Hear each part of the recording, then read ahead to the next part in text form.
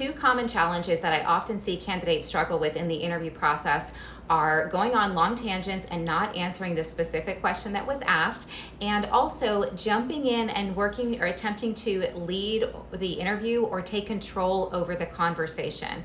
Now, if you are doing these things, I guarantee it is, well, I can't say I guarantee, but a smart, self-aware hiring manager is not going to move you forward. And the same with a smart, self-aware, and socially aware recruiter. They're not going to move you forward in the process, because how you do anything is how you do everything. So first, if you notice that you are doing one or both of these things, you want to get curious about why that is. Remember, awareness creates change. So why are you doing these things? You want to dig deeper and try to figure out the reason behind these actions that you are taking, because if they're holding you back in the interview process, they're likely holding you back in other areas in your life too.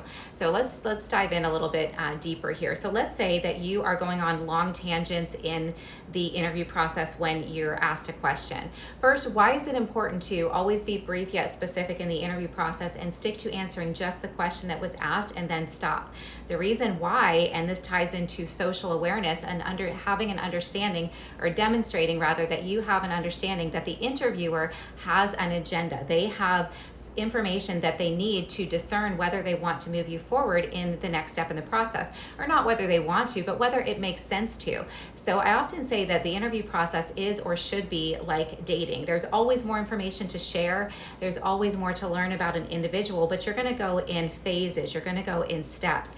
And that also makes sense for you as a candidate, because it wouldn't make sense for you to go straight to a final interview where you've invested a lot of time in researching the company and preparing a business plan, and also preparing maybe a presentation on a product demo. It's not going to make sense for you to do that until you've had more time invested in connecting with folks from the company, including the hiring manager, and learning about the opportunity. So you want to take it step by step and let the interviewer and or hiring manager guide the conversation so that they can uncover step by step what they need in order to discern if it makes sense to move you forward to the next step. And in this way, they're also respecting and valuing and appreciating your time. So for this first initial 30-minute conversation, likely phone interview, we're going to get the information that we need to know if it makes sense to move you forward to the next step. If you go on long tangents and take too long of a time answering one question, or you don't answer the specific question, and then we have to ask it again and rephrase it in a different way. This creates for a very uncomfortable conversation, a very challenging conversation, and also a very exhausting conversation, because then the hiring manager, the interviewer, the recruiter has to do extra work to try to come away with the information that they need.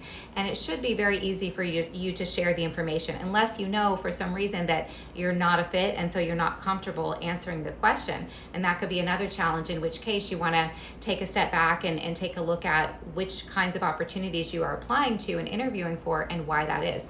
But how we do anything is how we do everything. So a good hiring manager and a good recruiter knows that if you're going on long tangents and you're unable to answer the specific question brief and specifically, you're going to do this with a customer too. And so knowing this, they're not going to move you forward.